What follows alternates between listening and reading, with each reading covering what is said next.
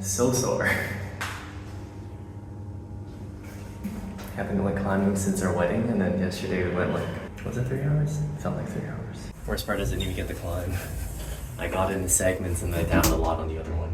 It's not that bad today. Then again, it's 7:30. We got up at 5 a.m. because we couldn't. No, it's not that we couldn't sleep. We slept too early. We slept at like 10. So I was so exhausted and still very jet lagged. Today we're going to PolyTechnic U, where I went to school as an international student for about a week. Where the protests shut down everything and all the international schools had to pull back all their international students.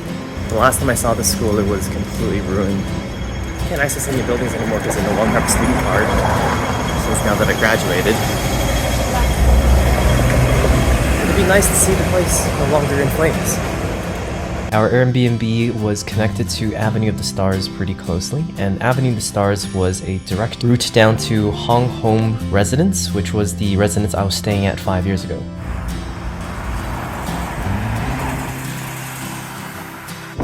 This is my jogging route. 5 years ago, when the supervisors first told us our school would be shut down, they gave us the week off, and during this week, I did a lot of jogging, mainly because there was a very limited amount of things you could do. I could have explored the city a little bit more, but there were some restricted areas that our supervisors mentioned we should stay away from. The only problems, the sites that we should stay away from kept changing day to day depending on what the protesters were up to. For foreigners at the time, it was a bit dangerous to get around, mainly because we didn't know which sites were going to be affected and which sites would be blocked off. So to be on the safe side, I just kind of stayed near my student residence, which luckily had access to the harbor and the jogging routes there. It was kind of strange to revisit this harbor now that things have settled down. I remember 5 years ago when I was here, it felt like the world kind of abandoned us. Our Canadian university didn't really do much to update us on the situation, and they seemed they were powerless to help. We as international students were kind of left in the dark to fend for ourselves and navigate through this political landscape we just landed ourselves in. The news probably made it seem more scary than it actually was, but the fear does trickle down a little bit. I'll admit, on my morning jogs or whenever I found time to jog, I did keep my passport with me. Just in case I got detained, I can tell them that I am actually Canadian and not associated with any politics. I think I left that photo of me from 5 years ago, where just a picture of my bag on here. I guess it was just nice to see that the city had recovered and that my life is back on track. It is so windy.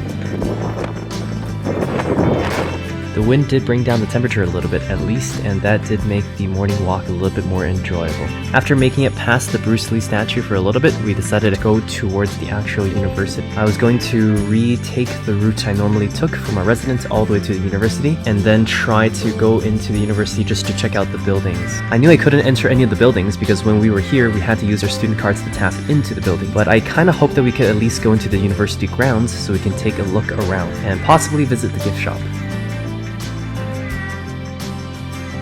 Promenade. The promenade was directly linked to my student res back in the day. I remember this path. The unfamiliar part of this is that it wasn't in construction the last time I was here. And now it is. Oh, you can see it. So that building, there's got that weird symbol with like the, looks like a knot. That's the PolyTech symbol. And so after our walk at the harbor, we finally made our way to the student residence at Hong Home for PolyTechnic University, aka my student residence back in 2019. So this was my student res. Okay.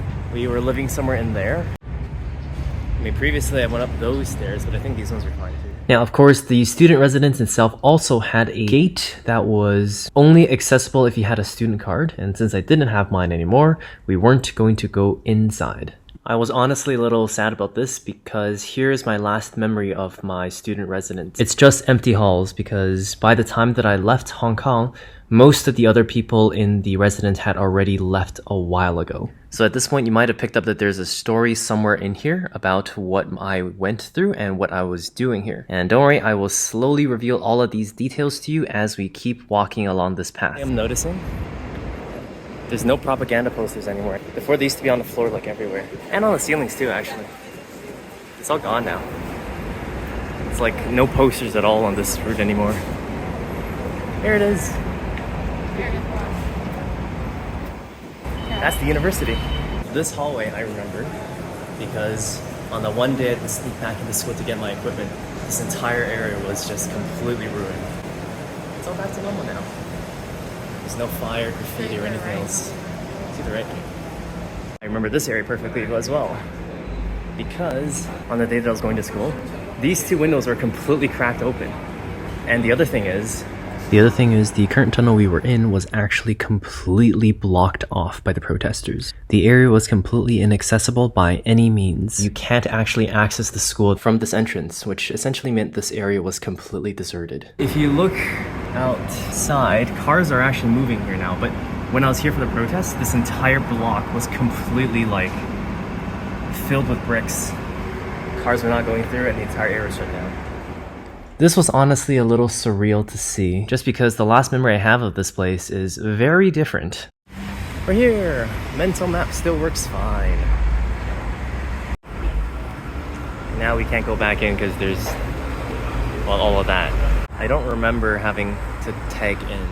At this point I realized since there's a new card system here for the gates, we won't be able to even access the main campus at all, as visitors. How unfortunate. Be disappointed. They said No. They said alumni only, which actually excludes any international students. I was gonna show you what I went through to get out of here during the entire protests. I mean, I know of another way I can show you what I went through, but it requires a lot of walking. So we can't go through the main campus because I'm not alumni and I've only been here for a week and a bit. However, the optometry clinic is open to the public since it's like a regular clinic, anyone can access it.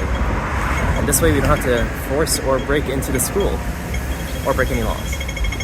Although there was more walking this way, this route that we're now taking actually is the exact same route I took back in 2019, with the main exception that I wasn't walking on the sidewalks, I was walking on the main road. Now, I think you are overdue for some context. So here's the scene. You're an international student who came to PolyTechnic University to do 2 months worth of internships at their optometry clinic. After spending $2,000 to get a plane ticket to come here, you finally made it here and settled into your new residence. You've always had a dream of being a student abroad and you are finally realizing it now. But just 1 week into your internship, things started to go awry. So, here's the entrance.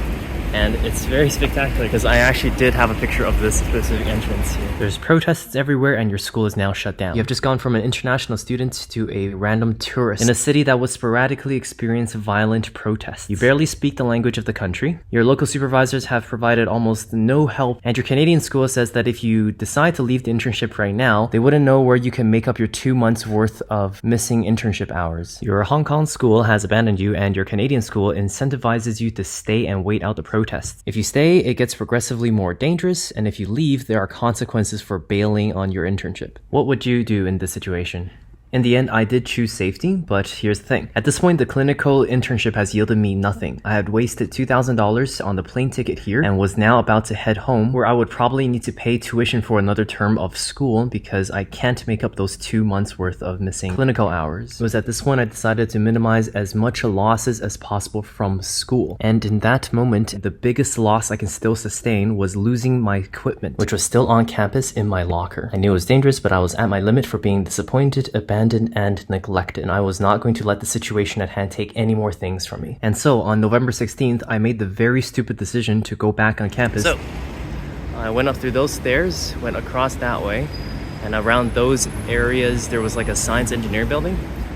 You couldn't access this part because this entire area was blockaded, up to the brim. In case you missed it, here is my route. I first entered the area and went up the stairs. One thing I forgot to mention was at the top of the stairs, the protesters did a security check. They made me empty out my pockets and took a look into my bag just to make sure I didn't have anything dangerous on me. After that, they asked me why I was here because this was the height of all the protests, and I had simply told them I have some very expensive equipment that was currently in a locker somewhere.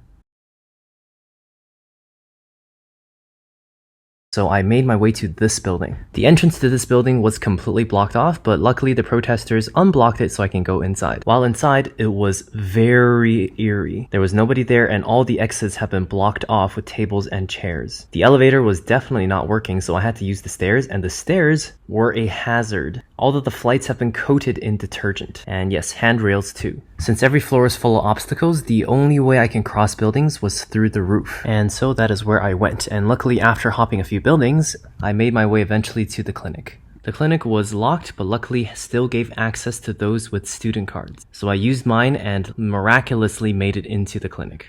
The clinic was kind of messy just because nobody expected not to be able to enter again after Friday night, but it was clean enough that I knew where my stuff was. After getting my stuff, I decided to return the same direction I came from. Just as I was about to leave though, I looked outside the clinic doors and saw a policeman there. So this is on the inner side, and we are going to optometry clinic. This is not how our clinic looked before.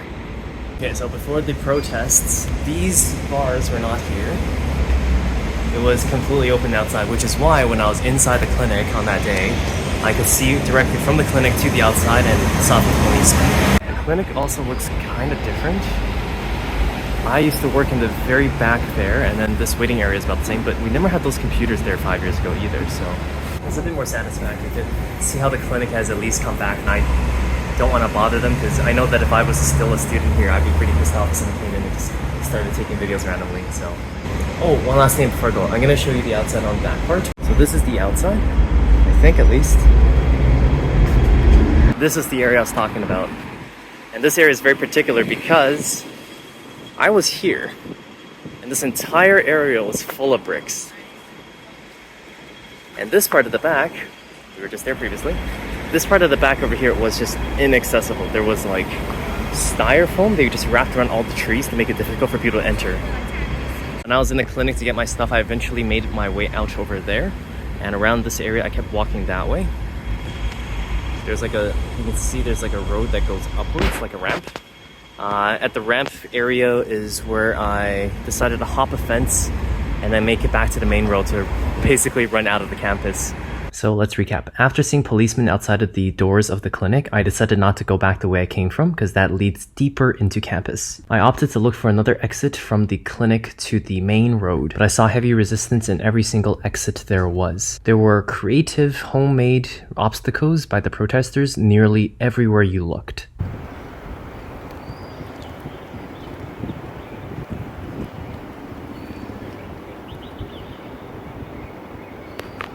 In the video, you can definitely hear a lot of the birds because there were no cars around this area at all. The entire block had been on lockdown and or were inaccessible by any means. To not entangle myself into obstacles, I decided to walk up one of the walls. But I still couldn't find a single exit where I could leave. So eventually, I decided to hop the fence.